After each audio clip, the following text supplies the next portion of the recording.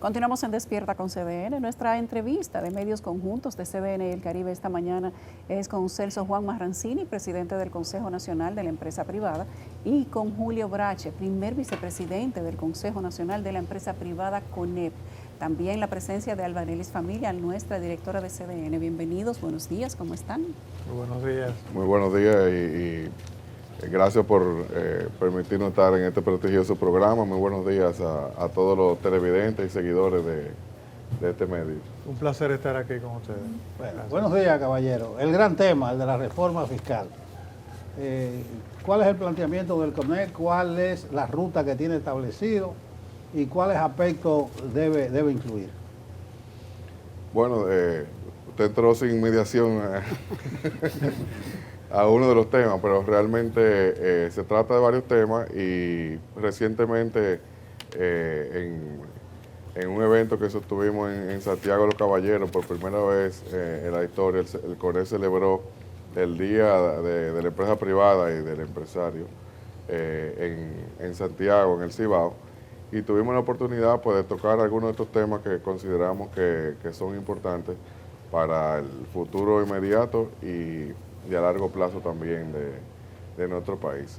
El tema de la reforma fiscal, pues lo abordamos en el marco de un diálogo, de un pacto nacional, no solamente el pacto fiscal, sino que sea abordado de forma integral con la sociedad en el marco de un pacto de nación, donde podamos abordar temas tan importantes como fortalecer los ingresos del Estado, pero también tomar en cuenta seguir trabajando en la calidad de los gastos. Establecimos una serie de principios, como por ejemplo que se aborde un código tributario más ágil, que sea progresiva, que sea integral, que tome en cuenta también la Constitución de la República, que se tome en cuenta, en caso de ser necesario, la gradualidad en algunas de las medidas y que se aborde la evasión, la competencia desleal, el ilícito, todavía con más fortaleza y que también se tome en cuenta la calidad del gasto, seguir trabajando en la calidad del gasto, pero sobre todo dándole prioridad al déficit del sector eléctrico, que básicamente, como ustedes saben, radica en las pérdidas que tienen las distribuidoras, que hoy por hoy asciende a 1.5% del PIB. O sea, estamos hablando de que el déficit fiscal consolidado, tomando en cuenta todos los componentes, asciende a 5% del PIB, que son 6.000 millones de dólares. De eso, un 1.5 está en el sector eléctrico. Es decir, que gran parte de la solución de la reforma pues la encontramos en poder solucionar y darle una solución definitiva a las pérdidas en el sector eléctrico. En los últimos años, las empresas y la industria... Claro. no vaya a apagar esos motores precisamente del crecimiento. Es una inquietud que tenemos y tal como dijo Celso Juan, lo que esperamos también es que las medidas que se implementen sean de manera gradual y sobre todo que no sean inflacionarias para el consumidor, porque entonces empiezan a crearse distorsiones. Y también hay un tema que muchas empresas tienen en el futuro a corto plazo inversiones por venir. Y hay muchas empresas que tienen incentivos que pensamos que a través de este diálogo se deben de mantener para que esas inversiones continúen en su ritmo acelerado como lo han hecho hasta ahora. Sí, muchísimas gracias por estar aquí, don Celso Juan, don Julio, con nosotros. Escuchaba yo justamente en el evento al que hacía referencia don Celso Juan, a la vicepresidenta, que hacía mucho énfasis en que cómo reducir el gasto, sino eficientizarlo por el tema de la paz social. Y en el sentido de que si hay paz social, hay más inversiones extranjeras, hay más inversión local. Entonces, ¿cómo machear eso? Con que el gobierno mantenga esos subsidios a la clase pobre y que va de repente va a seguir con el subsidio al sector eléctrico y que se pueda también llegar al desarrollo y que puedan ustedes aportar más y el gobierno no dejar de gastar. Sí, bueno, precisamente, incluso al finalizar el año pasado, el CONEP, en el marco de la 10ª Convención Empresarial, pues hizo una serie de propuestas estratégicas para el bienestar de los dominicanos. Y de eso se trata. Nuestro país ha tenido un crecimiento con paz social y con estabilidad política de más de 50 años. Hoy por hoy vivimos gozamos de un clima de confianza que permite tener la mayor inversión extranjera de la región, que permite mantener ese crecimiento económico, incluso en temas que todavía, en momentos donde todavía convulsos en el mundo, con incertidumbre en temas macroeconómicos, pero también con tensiones geopolíticas, como ustedes saben, en Ucrania y en Israel y Palestina. Y eso realmente es algo que resalta en nuestro país, ese equilibrio entre estabilidad política, paz social y crecimiento económico. Y de eso se trata, que estos temas se aborden dentro de ese marco. Cómo poder impulsar el país a los próximos 20, 30 años, partiendo de que de una historia que incluso cuando lo comparamos con los países de la región es una historia de éxito. Entonces, por eso es importante el diálogo y sobre todo también la participación de todo el liderazgo nacional, el político, empresarial y social, para que estos temas se revisen con una visión de nación y con una visión de que sigamos impulsando el empleo, la inversión, la paz social y generando todavía más oportunidades para los dominicanos, sobre todo para los jóvenes. Hablamos de propuestas específicas del CONEP para el tema de la reforma fiscal. Se habla de exenciones fiscales a algunos sectores que están particularmente desarrollados en República Dominicana y otros a los que podría pues cambiarle la situación. ¿Cuáles son las propuestas específicas que ustedes podrían avanzar? Y entendemos que tal vez ustedes tienen más información que nosotros sobre el contenido de esta reforma fiscal y cuándo podría darse. Bueno, nosotros realmente no tenemos propuestas específicas todavía porque no se ha presentado un proyecto que nos permita pues establecer el diálogo a ese nivel de detalle todavía. Hemos puesto sobre la mesa varios pilares, varios principios que entendemos que son importantes a considerar, como lo que detallé hace unos minutos. Y realmente pues el gobierno ha sido muy transparente informando cómo va el proceso. O sea, no hay un proyecto sobre la mesa todavía a discutir. Estamos en la mejor disposición de ir al diálogo y de hecho eso es lo que estamos planteando, que sea dentro de un marco de nación y de diálogo, que es lo que se está planteando. Ahí recalcamos que es importante que tomemos estos temas y lo veamos como una integración de todo el liderazgo político, social y empresarial, porque muchos de estos temas los venimos arrastrando desde hace años varios gobiernos. No se trata de un tema de este gobierno. Esto debe verse como una forma de aprovechar la oportunidad que tenemos, porque es una gran oportunidad que tiene el país dentro de ese marco de estabilidad política, social, con crecimiento económico. Podemos mejorar estos temas y impulsar el país a los próximos 20, 30 años a una historia de éxito también y darle más oportunidades y poder seguir trayendo inversiones y generando empleo. Entonces realmente de eso se trata, de que hay una serie de temas que se vienen arrastrando de varios gobiernos y realmente esta es una gran oportunidad para que se resuelvan. Por ejemplo, si vemos en el año 2012, para tomar un punto de referencia en el tiempo, hace 12 años, el déficit del sector eléctrico era 700 millones de dólares. Se hizo una reforma fiscal que aumentó la presentación tributaria por un corto periodo de tiempo y luego cayó esa presión fiscal. En el tiempo, si lo analizamos, pues hoy estamos otra vez revisando esos temas. El déficit del sector eléctrico es más del doble. Y la situación fiscal, en términos macroeconómicos, pues tiene las mismas debilidades que hay que reforzar.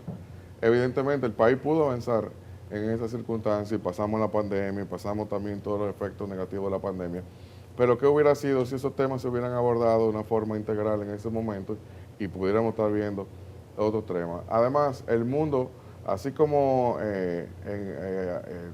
anteriormente dije que tenemos que siempre tomar en cuenta que hay temas de incertidumbre como la macroeconomía y también las tensiones geopolíticas, pero también plantea una oportunidad ahora mismo enorme, porque dentro de toda esa situación pues hay cambios importantes. O sea, estamos viendo una tendencia de traer la manufactura hacia Estados Unidos y las regiones circundantes, lo que llaman el nearshoring, que es una realidad. Vemos como México se beneficia de más de 50,000 millones de dólares al año de inversión extranjera, solamente por el nearshoring. La República Dominicana puede hacerlo. También hay una tendencia muy importante, como lo es la manufactura de semiconductores y todos los componentes estratégicos para la industria americana. Y realmente el país tiene esa oportunidad. También hay oportunidad, vemos cómo el turismo sigue creciendo, vemos cómo las zonas francas se siguen desarrollando. Entonces, es un momento propicio para fortalecer estos temas y poder darle un impulso todavía mayor al país para que siga siendo una historia de éxito. Yo creo que con esto también, como un complemento a tu pregunta, tenemos que agradecer que existe un ambiente de diálogo propicio para tomar y corregir lo que todavía tenemos que corregir. El gobierno siempre se ha manifestado en querer hacer las cosas por consenso. Creemos que es una oportunidad muy buena, tal como dice Celso, de tomar las acciones que faltan por tomar. Por ejemplo, el tema de combatir los ilícitos es una parte del diálogo de la reforma. Ya se habló del tema del sector eléctrico. Y también tenemos que ver hacia adelante la mejor gestión posible también para que se le cobre a los que no están pagando ahora mismo. Tapar los huecos que existen en las contribuciones fiscales y sobre todo ver qué país queremos hacia adelante, que siga trayendo inversión extranjera, que sigan desarrollándose las inversiones locales y sobre todo que no perdamos competitividad con los demás países de la región, sobre todo ahora que hay esa oportunidad tan importante del nearshoring. Si queremos traer empresas que vengan al país a instalarse, que han salido de Asia, por ejemplo, y quieren estar más cerca del mercado americano, tenemos que tener las condiciones propicias para que esas empresas vengan aquí a establecerse. A raíz de los resultados de mayo 19, el gobierno acumuló poder legislativo considerable que le permite impulsar toda la batería de reformas posibles, incluyendo de manera unilateral una constitucional. Y el presidente ha puesto sobre la mesa no solamente el tema fiscal, sino 12 reformas, 12 grandes acuerdos adicionales que lo venía de su primer periodo. El empresariado, ¿cómo ve las otras reformas que también inciden en la fiscal en esta discusión que tenemos? El tema de la reforma laboral, el tema de la reforma a la seguridad social, por ejemplo, por solo citar dos. ¿Cómo aborda la necesidad de una manera más integral, revolucionar todos los pendientes que hay ahora mismo? Bueno, realmente son muchos temas y hay que, dentro de ese marco de diálogo y de que son temas que deben abordarse, pues debemos también hacer un orden de ir priorizando los temas para poder ser lo más exitoso posible en cada uno. Una de esas reformas muy importantes que se revise es la de la educación. El gasto de educación, pues, se logró llevar al 4% del PIB con mucho esfuerzo. Sin embargo, la calidad de la educación todavía no logra ser la que se necesita para dotar a las generaciones presentes y futuras de las herramientas que necesitan para sentarse con éxito en un mercado laboral tan cambiante por la gran transformación tecnológica que está ocurriendo y para poder aprovechar esas oportunidades que hemos mencionado. Entonces ese es un tema que realmente amerita un diálogo nacional, pero también un movimiento similar al del 4% que se enfoque en buscar cuáles son los puntos clave para poder alcanzar esa calidad en la educación, que es un tema de mediano y largo plazo, porque realmente los efectos se irán viendo en el tiempo, no lo vamos a ver mañana, pero que son necesarios para que en el mañana la generación siguiente pues tenga realmente las herramientas para insertarse. Y ahí vemos dos temas fundamentales. Uno es subir el nivel y la estabilidad de las autoridades del Ministerio de Educación, donde ha habido una alta rotación, si lo vemos en un periodo de tiempo. De nuevo, no se trata de analizar un gobierno, si lo vemos en un periodo de tiempo de 12, 14 años, pues en promedio los ministros rotados, cada uno en menos de 2 años se cambia, con ello cambian una gran cantidad de funcionarios, se pierde la continuidad de las políticas. Pero también el sindicato, o sea, es un sindicato que por su actuar se ha visto que su interés dista del interés nacional. El interés nacional es que con el esfuerzo que está haciendo esa gran inversión del 4% de PIB, casi 300.000 millones de pesos al año, se está invirtiendo por la calidad de la educación. Sin embargo, a veces vemos que las prioridades son otras y básicamente son intereses más del gremio que el interés nacional. Entonces realmente eso no puede funcionar así. Eso no puede haber intereses divergentes en un tema tan sensible para el país, sobre todo que estamos hablando de educación pública, es un servicio público.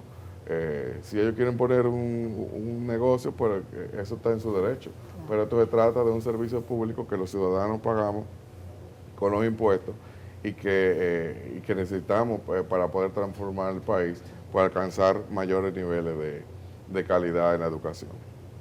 Señor Brache. Con eso mismo yo pienso que el país debe actuar como una empresa. En una empresa tú haces una planificación estratégica para conocer las fortalezas y las debilidades. Esta parte del diálogo precisamente viene a enfocar eso. ¿Cuáles son nuestras fortalezas como país? Pero también hay que enfocarse en las debilidades que tenemos. Y una de ellas es el sistema educativo. Nosotros no podemos continuar hacia adelante con un sistema educativo donde las pruebas PISA estamos dentro de los últimos lugares a nivel mundial. Entonces, la cantidad de dinero que se ha invertido en los últimos 10, 15 años, después que se ha establecido el 4%, a veces nos preguntamos para qué ha servido, cuáles son los resultados.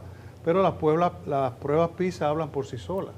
No es posible que nosotros estemos en algunas, en matemática, en comprensión, en el penúltimo lugar de todos los países del mundo. Entonces, eso es algo que tenemos que cuestionarnos. Y hay que mejorar la calidad docente, hay que mejorar el tema de los libros de texto. Hay muchas cosas por hacer todavía en el área de educación y como hemos visto, es algo que hay que enfocarse. Tenemos que hacer una pausa comercial que va a ser breve. Al regreso vamos a continuar esta entrevista de medios conjuntos de CDN y el Caribe con Julio Brache, primer vicepresidente del CONEP, y con el señor Celso Marrancini, presidente del CONEP. Ya venimos. Regresamos a Despierta con CDN. Nuestros invitados para la entrevista de medios conjuntos hoy son el presidente del CONEP, Celso Juan Marrancini, y Julio Brache, primer vicepresidente del CONEP.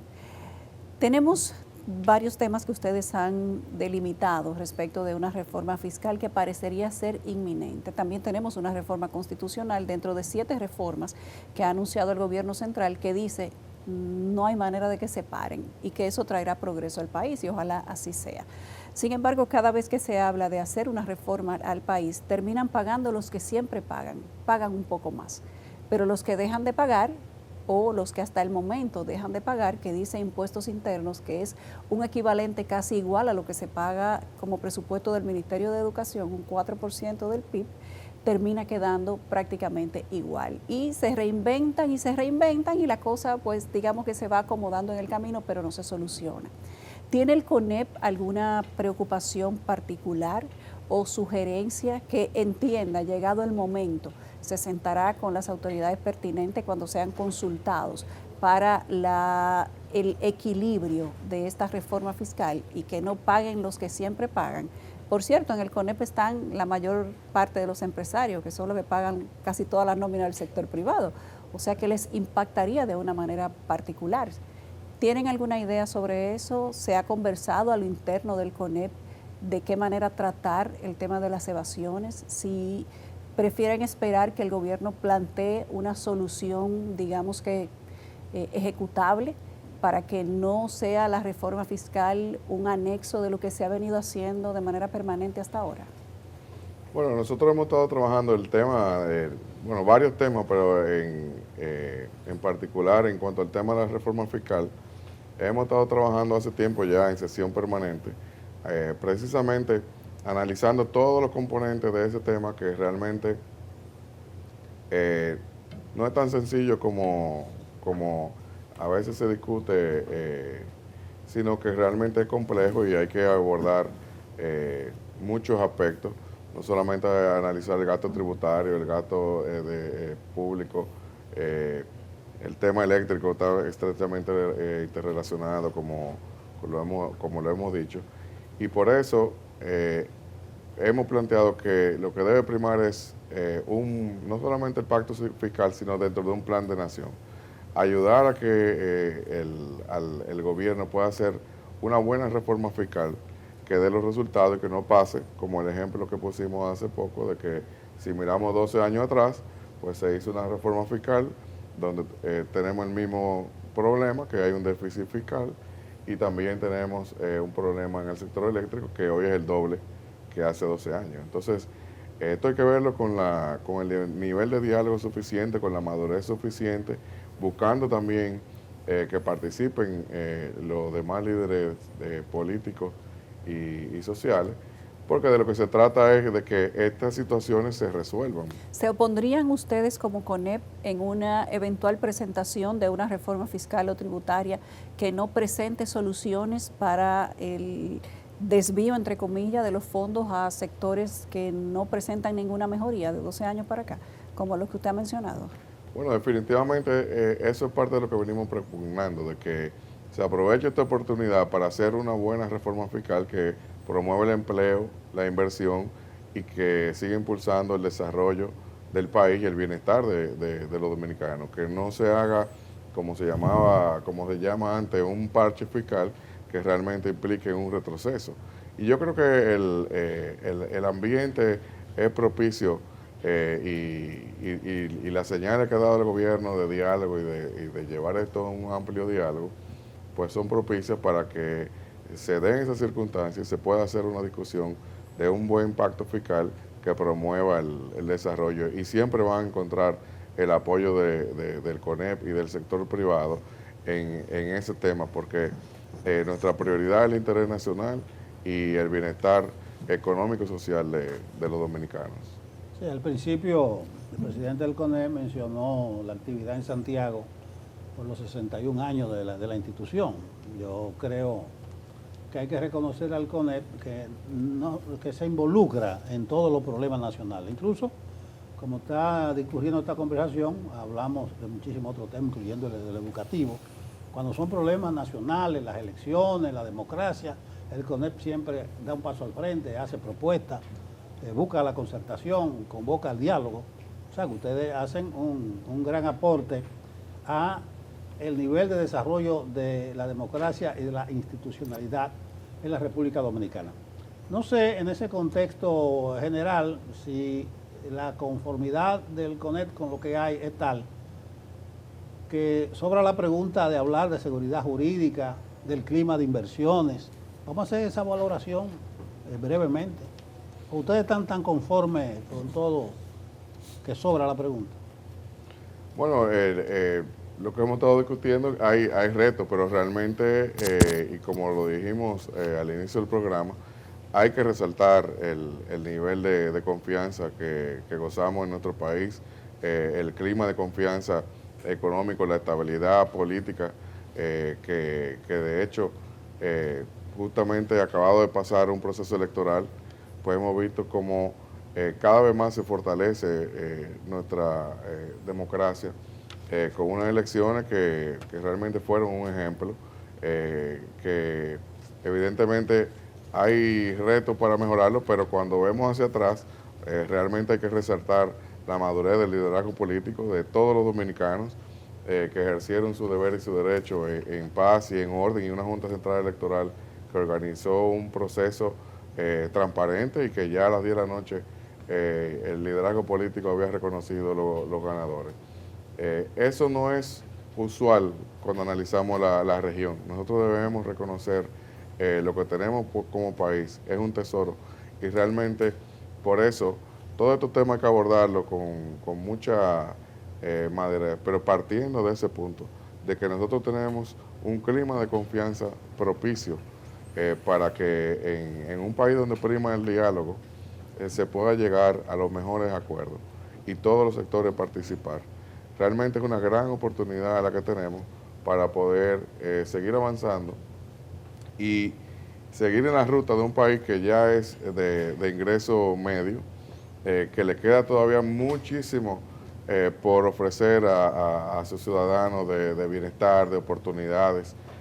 Tenemos todavía una gran población que espera muchas oportunidades, pero realmente esta es la forma de hacerlo. Pero partiendo del hecho de que hemos avanzado mucho económicamente, socialmente, con paz social y con estabilidad política, y que podemos seguir haciéndolo, porque lo que está primando en la región es la polarización, es la falta de diálogo, es la falta de buscar acuerdos. Y ahora nosotros tenemos que dar el ejemplo con estas reformas y apoyar, no verlo de la manera, yo sé que no es fácil, pero verlo de la forma menos politizada posible, porque se trata de apoyar al gobierno de turno, buscar para llegar a esos acuerdos. Si lo vemos en muchos de estos temas, varios gobiernos han hecho el mejor esfuerzo y genuino esfuerzo de mejorar la educación, de resolver el tema eléctrico,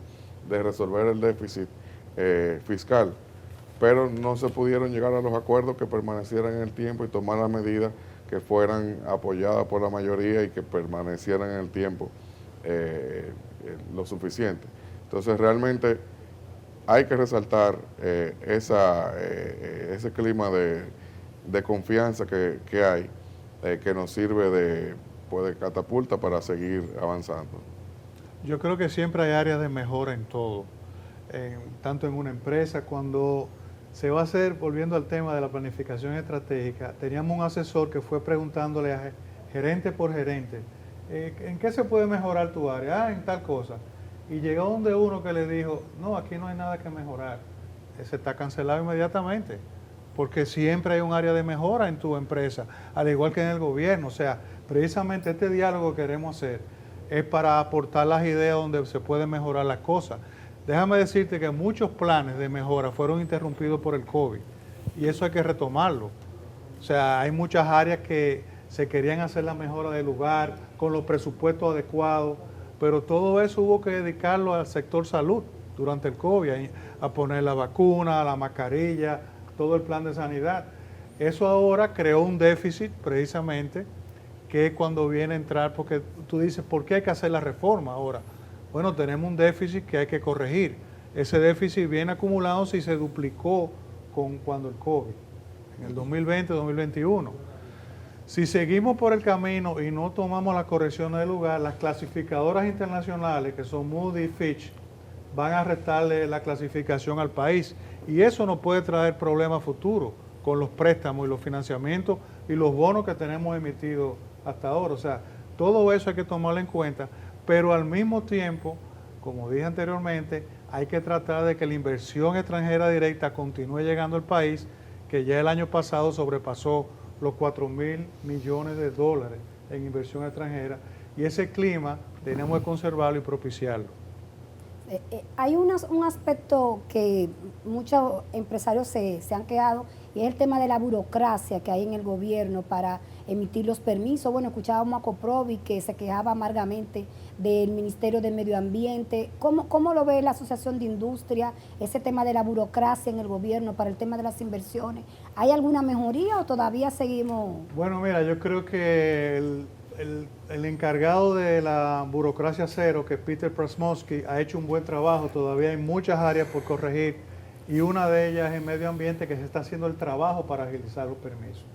Hemos hecho algunas sugerencias en esa área para ver si con una metodología rápida se emiten los permisos y las renovaciones, sobre todo, de permisos medioambientales de las empresas que ya tengan clasificación A y que sean empresas ya de varios años trabajando también tú siempre tienes la potestad de fiscalizar después que tú das un permiso. Es como la licencia de conducir. Si tú cometes una infracción, la policía tiene la potestad, una infracción continua, de retirarte la licencia o ponerte puntos. Y ya después que tú caes en eso, ya es muy difícil renovarte la licencia. Lo mismo se aplicaría con los permisos medioambientales. Hay que aprobar los permisos. Ahora, si cometiste una falta, inmediatamente está paralizado el proyecto. O sea, esas son medidas que pueden agilizar. Se han agilizado, se han interconectado los sistemas de muchos ministerios para agilizar el mismo tema de los permisos y sobre todo, fíjate cómo se ha hecho con las actas de nacimiento, que ya no hay que legalizarla, ya todo está entrelazado. Hay muchas áreas por mejorar y medio ambiente todavía se está trabajando para agilizar ese tema de los permisos. Hay dos temas a los que me gustaría que le pusiéramos atención hoy. Uno tiene que ver con la calidad del gasto. Parece que el gobierno no tiene intención de disminuir el gasto. Al contrario, pienso que por las recientes declaraciones busca ampliar el gasto público. Uno de los temas fundamentales cuando se habla de reforma fiscal también está en los subsidios. La empresa privada considera que estamos teniendo un exceso de subsidios en este momento, sobre todo para las clases populares, y de qué manera creen que esto se puede corregir, si sienten que se debe corregir. Y el otro punto es el de la informalidad. Es uno de los problemas mayores de América Latina, no solamente de República Dominicana. ¿Cuáles son las estrategias que se proponen desde el CONEP para evitarla o para mejorarla? El tema del gasto hay que verlo también de varios ángulos, pero uno muy importante es ver la calidad del gasto, porque no se trata de reducir el gasto por reducirlo, sino de aumentar la calidad. Por ejemplo, uno de los fenómenos que han ido ocurriendo en el tiempo a medida que el déficit fiscal se mantiene estable, gracias al buen manejo de las finanzas públicas, pero es a costa de sacrificar el gasto en inversiones, en las obras que requiere el país para desarrollarse y la ciudadanía también que demanda. El gasto de capital es muy importante que recobre los niveles que permitan al país seguirse desarrollando. Las inversiones, el sector privado aporta casi el 90% de las inversiones de todo el país, pero la capacidad del gobierno de invertir cada vez se ha visto más reducida. Entonces, eso es uno de los temas importantes cuando se aborda el tema de la calidad del gasto, que el gobierno pueda aumentar el gasto en inversiones, obviamente transfiriendo gasto ineficiente a gasto más eficiente. El tema eléctrico es la mejor fuente de transferir, de aumentar la calidad del gasto, reduciendo realmente paulatinamente, pero determinadamente, dando las señales definitivas para que ese 1.5% del PIB que se va en la pérdida de las redes, pues se pueda transferir a fortalecer las finanzas públicas. También está el tema de la sostenibilidad de la deuda. Hay parte de esos ingresos que se deben dedicar a sostener la deuda, o sea, a ir amortizando la deuda. También está la deuda cuasi fiscal. Entonces, no se trata de reducir el gasto por reducirlo, sino de mejorar la calidad para atender las prioridades, incluso prioridades que demanda la ciudadanía, como por ejemplo la seguridad ciudadana, la salud para trabajar con la atención primaria y seguir fortaleciendo la red de hospitales.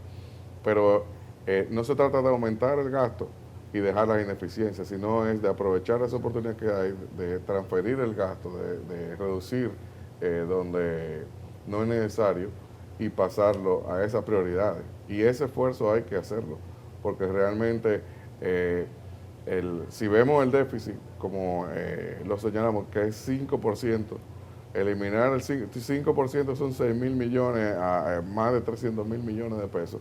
Realmente no hay reforma fiscal que pueda financiar eso. O sea que el esfuerzo tiene que venir del gobierno y obviamente de todos los dominicanos para poder mejorar estas situaciones, o sea, transferir el gasto público, priorizarlo en los temas que más necesita la ciudadanía, aumentar la inversión pública, reducir las pérdidas de las sedes y obviamente atender la sostenibilidad de la deuda pública y del déficit cuasi fiscal. La calidad del gasto debe ir enfocada a todo lo que crea empleo. obra de infraestructura importantísimo. El gobierno mueve la aguja cada vez que hace obra de infraestructura, carretera, puente, túneles, metro, elevado. Eso mueve la aguja y da empleo. Entonces, ahí es que debe estar enfocado la calidad del gasto. En saber pescar, no date el pescado, sino toma la vara y pesca tú mismo. O sea, yo creo que ahí es que debe de enfocarse. Bien, gracias a Celso Juan Marrancini, presidente del CONEP, y al señor Julio Brache, primer vicepresidente del Consejo Nacional de la Empresa Privada, ambos. Qué gusto ha sido para nosotros tenerlos para hablar de este tema. Muchas gracias a ustedes. Muchas gracias a ustedes por dejarnos esta oportunidad. Vamos a una pausa y ya regresamos. Tenemos más en Despierta con CBN.